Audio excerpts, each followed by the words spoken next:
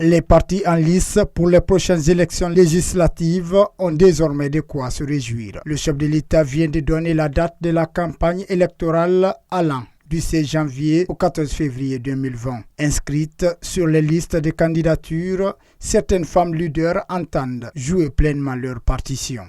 À l'Assemblée, nous allons défendre la cause des femmes.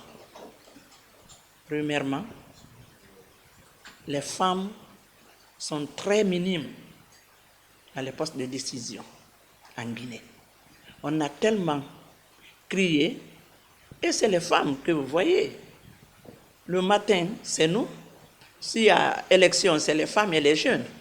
Est-ce que s'il y a assemblée ou quoi, est-ce que vous voyez les adultes? Non, c'est les femmes et les jeunes.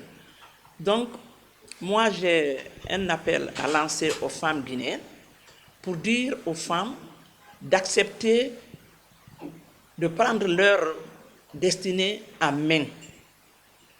Parce que c'est ça la femme. La femme guinéenne, elle est capable. Mais si la femme, si elle n'est pas dans la politique, elle ne peut pas être à l'Assemblée. Donc, premièrement, je veux dire aux femmes d'accepter d'être en politique pour parler de leur sujet. Au sein de la mouvance présidentielle, l'heure est à la conquête des militants des autres formations politiques. Le décret du président de la République vient conforter leur détermination à participer aux prochaines élections. C'est un combat sur le terrain. Les partis politiques sont présentés, ils sont sûrs de leur capacité sur le terrain. Nous, à RPG, nous avons nos bastions, nous avons notre électorat qui ne change pas. Maintenant, nous savons que cette année, 2020, avec les réalisations, les acquis de la gouvernance du professeur Alpha Condé, les Guinéens épris de paix et de justice, beaucoup vont venir au RPG pour apporter leur soutien au RPG, aux candidats du RPG. Nous n'avons peur de qu'un parti politique.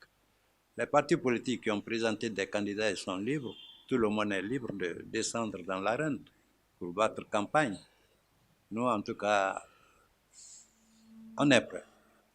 L'opposition républicaine n'est pas partie prenante dans ce processus. Selon certains observateurs, ces élections pourraient déboucher sur une crise post-électorale.